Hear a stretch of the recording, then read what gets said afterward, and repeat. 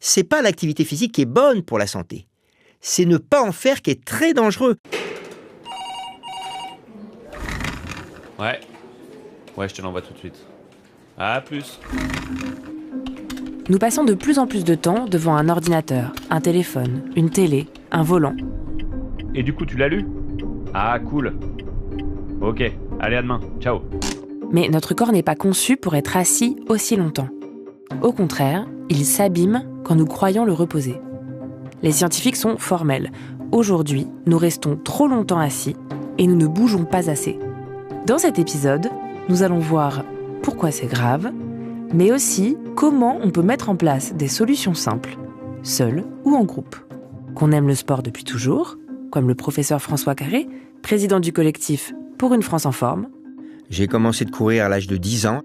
J'avais un tout petit jardin, je faisais des 100 tours de mon jardin avec mon chronomètre dans la main. Donc depuis que j'ai 10 ans, j'ai toujours couru. Ou qu'on ait appris à l'aimer, comme Catherine Grenier, directrice des assurés à l'assurance maladie. Quand j'étais petite, j'aimais pas beaucoup le sport à l'école, mais pas parce que c'était du sport, parce que c'était obligatoire et qu'on choisissait pas l'activité. Je pense que c'est extrêmement important d'avoir plaisir. Bouger, c'est bon pour la santé. Premier épisode, lâcher la chaise.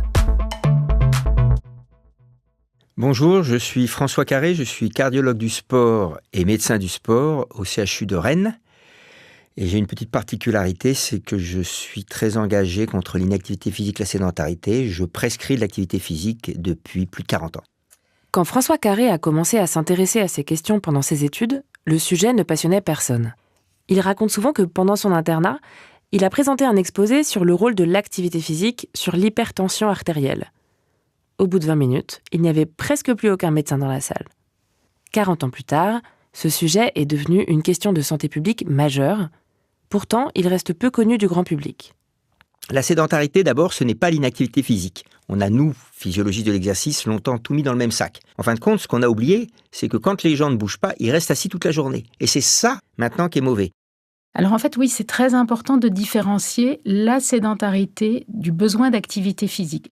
Catherine Grenier, directrice des assurés de l'assurance maladie. La sédentarité, c'est le fait de rester dans une situation de repos dans la journée d'éveil de manière trop importante. Avant, on donnait des chiffres, on disait 7-8 heures, on ne les donne plus. Pourquoi ? Tout simplement parce que, en France, actuellement, les jours travaillés, c'est 12 heures par jour pour un adulte de sédentarité, et les jours de repos, 9 heures. Donc, c'est plus la peine de donner des chiffres, puisque de toute façon, on dépasse largement les chiffres dangereux pour notre santé. La moitié de la journée assis, ça paraît énorme. Faisons le calcul.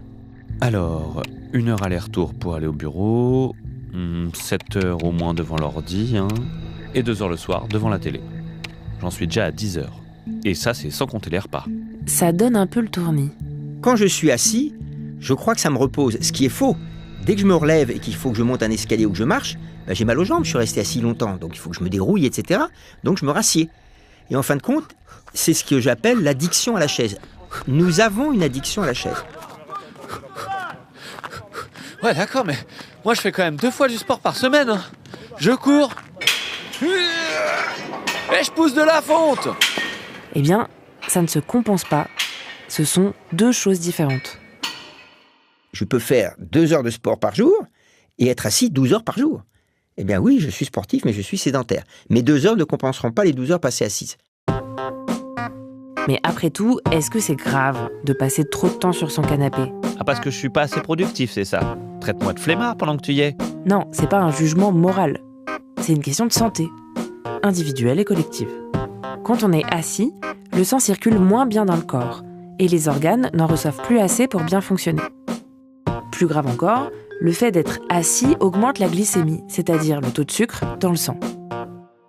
C'est-à-dire que quand vous êtes assis, et ça c'est prouvé, 7 heures dans votre journée au travail, la nuit d'après de votre travail, même si vous êtes allé faire du sport en sortant du travail, votre glycémie est plus élevée que si vous vous êtes levé régulièrement toutes les heures et demie pendant votre temps de travail. Et ma glycémie élevée pendant la nuit, elle abîme mes vaisseaux. Parce que c'est la même chose pour la pression artérielle qui est augmentée et la même chose pour le taux de cholestérol, les 3 facteurs de risque principaux de l'infarctus du myocarde.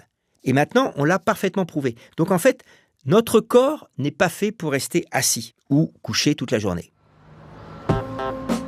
Au problème de la sédentarité s'ajoute le manque d'activité physique. L'activité physique, ce n'est pas forcément pratiquer un sport. C'est simplement bouger. Aller à pied au bureau, faire du vélo, du jardinage, du ménage. Avec nos modes de vie de plus en plus sédentaires, nous en faisons de moins en moins. Ah, la vie au grand air, c'est bon quand même. Selon une étude de l'Agence nationale de sécurité sanitaire, 95% des adultes français risquent de voir leur santé se dégrader par manque d'activité physique ou à cause d'un temps de sédentarité trop long. Ah oui, quand même, 95%. C'est beaucoup, non ? En d'autres termes, presque tout le monde est concerné. Vous, moi, nos enfants. Car les enfants et les adolescents, qui passent des heures assis en cours, puis devant les écrans à la maison, sont particulièrement touchés. La capacité physique des enfants a baissé d'environ 25 à 30% en 40 ans. Qu'est-ce que ça veut dire ? Que nos enfants, contrairement à ce que croient les parents, nos enfants ne sont pas en bonne santé. Nous, on le sait. La pression artérielle du collégien actuel est plus élevée que la pression artérielle au repos du collégien d'il y a 20 ans. Le taux de sucre est plus élevé. Le taux de cholestérol est plus élevé. Résultat des courses, aujourd'hui, la première cause d'arrêt cardiaque, avant 30 ans, c'est l'infarctus du myocarde. L'infarctus du myocarde, il y a 10 ans, on le faisait à 45 ans. Aujourd'hui, c'est 30 ans. Au-delà de la question de l'infarctus, c'est toute notre santé mentale et physique qui est mise en cause par la sédentarité. Parmi les maladies chroniques, on est confronté à 3 grands enjeux. Les maladies cardiovasculaires et toutes les maladies qui sont associées, la santé mentale et le cancer. On sait que, par exemple, l'activité physique est un facteur de risque complémentaire aux autres sur les maladies cardiovasculaires et associées. C'est quelque chose qui est très connu depuis très longtemps. On sait aussi depuis plus récemment que le manque d'activité physique génère la dépression et a un effet délétère sur l'ensemble des pathologies psychiatriques. On a, pour le cancer, un lien important entre l'activité physique et un certain nombre de pathologies cancéreuses. On sait aussi qu'un certain nombre de cancers sont évitables et que parmi les facteurs d'évitabilité, il y a bien sûr le tabac, l'alcool, mais il y a aussi l'activité physique et à un degré relativement important, moins important que le tabac ou l'alcool, mais très significatif. Dans le monde, entre 2020 et 2030, on attend 500 millions, je dis bien un demi-milliard de malades chroniques de plus dans le monde. Première cause de mortalité. En France, les maladies chroniques, favorisées par la sédentarité et l'inactivité physique, mais aussi par la nutrition déséquilibrée et le tabagisme, eh bien, ça représente 70 à 80% des causes de décès. Et c'est quand même 40 à 50 000 morts par an en France qui sont liées à la sédentarité. C'est-à-dire que les maladies qu'ils ont développées, c'est parce qu'ils sont sédentaires et qu'elles se sont aggravées parce qu'ils sont sédentaires. On ne s'effondre pas tout d'un coup parce qu'on est assis. Et on voit que ça n'arrête pas d'augmenter. La prise de conscience de ce sujet est assez récente. Elle date d'un petit peu avant la crise sanitaire liée au Covid. Elle est en particulier liée à une expertise collective qui a été réalisée par l'INSERM. INSERM, Institut national de la santé et de la recherche médicale. Et qui a montré l'enjeu que ça représentait en ayant réalisé une analyse scientifique de l'ensemble de la littérature sur le sujet et qui a pu dégager l'ensemble des maladies pour lesquelles l'enjeu de l'activité physique était clé. Et ce n'est pas un détail, c'est un traitement. J'aime bien l'idée de dire que les interventions non médicamenteuses peuvent avoir une efficacité en tant que telle. Ce n'est pas un petit plus. Ça peut améliorer la situation de manière importante, quelquefois plus que des médicaments. Et ça, c'est quelque chose d'important à entendre pour la population. 1, 2, 3, 4. Lutter contre la sédentarité et encourager l'activité physique pour tout le monde représente un tournant dans l'approche des maladies. 3 et 4. Et je fais juste que marcher là. C'est mettre l'accent sur la prévention, les mesures qui vont permettre de limiter l'apparition des maladies, plutôt qu'intervenir quand elles sont déjà déclarées. 3 et 4. Oui, en gros, mieux vaut prévenir que guérir, quoi. Oui, et c'est aussi vrai à grande échelle. Depuis plusieurs années, l'assurance maladie a donc opéré un virage préventif. Alors, le virage préventif, c'est de positionner la prise en charge de la population sur l'anticipation des maladies, repérer au plus tôt des facteurs de risque pour limiter leurs effets délétères sur la santé. Et c'est un enjeu international parce qu'aujourd'hui, les enjeux de santé publique ne sont plus les maladies aiguës, les maladies infectieuses, qui existent toujours, mais sur lesquelles on a des traitements efficaces. L'enjeu majeur, c'est de réduire le poids des maladies chroniques, ces maladies qui font qu'on va vivre longtemps, on va continuer à vivre, mais avec une qualité de vie dégradée et un coût important pour la société. La cause principale pour laquelle il y a un déficit si important au niveau de l'assurance maladie, eh bien c'est simplement parce que ces maladies chroniques coûtent une fortune. Et tant qu'on ne diminuera pas ce nombre de malades, on n'y arrivera pas. En fin de compte, notre solution pour sauvegarder notre système de santé, c'est simple, c'est la prévention. En travaillant avec de nombreux partenaires, le ministère de la Santé, Santé publique France, la Haute Autorité de Santé, mais aussi des structures plus spécifiques comme l'Institut national du cancer ou encore des associations de professionnels et de patients, l'assurance maladie développe une approche centrée sur la promotion de la lutte contre la sédentarité et l'inactivité physique. Alors justement, quelles sont les recommandations à suivre ? Bah oui, je fais quoi moi du coup ? 1. Il faut diminuer notre temps de sédentarité. On est assis 11 heures, il faut passer à 10h30. Remplacer ce temps-là par de l'activité physique. Et 2, il faut se lever toutes les heures et demie parce qu'il faut casser ces périodes assises prolongées. Ce sont elles qui sont les plus mauvaises pour la santé. Si je ne le fais pas, j'augmente de 30% tous les risques d'avoir une maladie chronique. Diabète, cancer, maladie d'Alzheimer pour les personnes âgées, accident vasculaire cérébral, infarctus, dépression, burn-out. Alors je suis obligé de bosser debout ? Pas vraiment. Il faut plutôt se lever toutes les heures et demie et bouger. Les muscles doivent travailler 1 minute ou 2 pour remettre en route l'organisme. Ah bah ça va alors. Des gestes simples peuvent suffire. Faire des réunions debout, faire des réunions en marchant, se lever pour aller voir un collègue plutôt que de lui envoyer un mail, ou encore installer un petit pédalier de bureau pour activer ses muscles en traitant ses dossiers. Dans mon bureau, moi, à l'hôpital, je ne réponds jamais au téléphone assis. Je suis toujours en train de marcher dans mon bureau pendant que je téléphone. Toujours.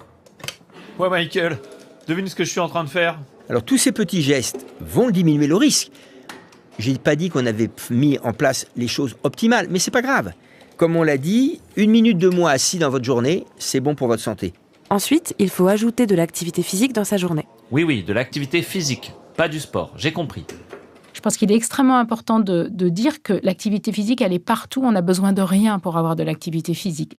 Pour les adultes, jusqu'à 65 ans, c'est 30 minutes par jour d'activité physique. 3 fois 10 minutes, 6 fois 5 minutes. Qu'est-ce qu'on doit faire ? Marcher ou faire de l'endurance, du cardio. Un petit peu être essoufflé, il faut être un petit peu essoufflé, mais on peut parler, mais on ne peut pas chanter. Moi, c'est ce que je dis toujours à mes patients. Et puis, associer du renforcement musculaire. C'est pas compliqué, le renforcement musculaire, c'est accepter de monter les étages. Quand j'ai 1 ou 2 étages, je n'ai pas besoin de prendre l'ascenseur. Je fais du renforcement musculaire. Ce sont ces 2 choses qui sont indispensables. Chez les personnes âgées, c'est la même chose, sauf qu'on va rajouter un peu d'équilibre et de coordination. Les enfants, entre 6 et 17 ans, c'est 1 heure par jour d'activité physique. J'insiste, pas de sport, d'activité physique. C'est-à-dire que je n'ai pas à me dire, il faut que j'emmène mon enfant au stade ou à la salle de sport tous les jours. Pas du tout. Aujourd'hui, il faut simplement que les enfants bougent 1 heure par jour. Et là, je me permets de donner toujours ce petit message que je donne aux parents qui adorent leurs enfants.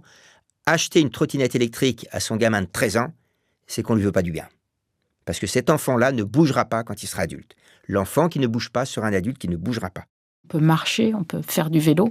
C'est extrêmement simple. Mais quand on a besoin d'éléments motivationnels, quand on a besoin de l'émulation du groupe, on peut aller chercher des activités physiques de groupe, de la marche organisée par une association, de la gymnastique dans un gymnase. Et il y a aujourd'hui la structuration des maisons sport santé qui mettent à disposition sur les territoires de l'information sur où pratiquer une activité physique. Et cette information, on la porte auprès des médecins pour qu'ils puissent en informer les personnes et avoir une réponse à « ça coûte trop cher, j'ai pas les moyens je ne sais pas où aller ».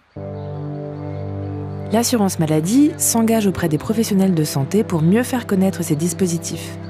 Car aujourd'hui, on le sait, tout le monde doit bouger. C'est un changement de société qui est nécessaire. Oui, mais alors on fait quoi ? On réaménage les villes, on fait plus de sport à l'école ? On apprend les maths en marchant. Et pourquoi pas ? C'est énorme tout ce qu'il y a à faire. Mais chaque chose en son temps. L'important, c'est de faire le premier pas.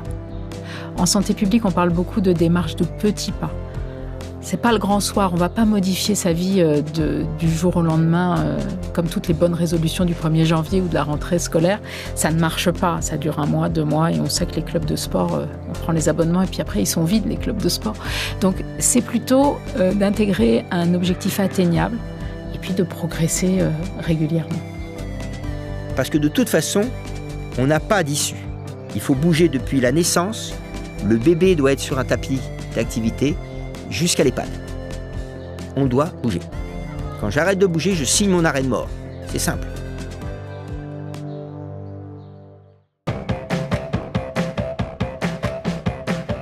L'assurance maladie soutient de nombreux dispositifs pour reprendre goût à l'activité physique selon son mode de vie et ses besoins.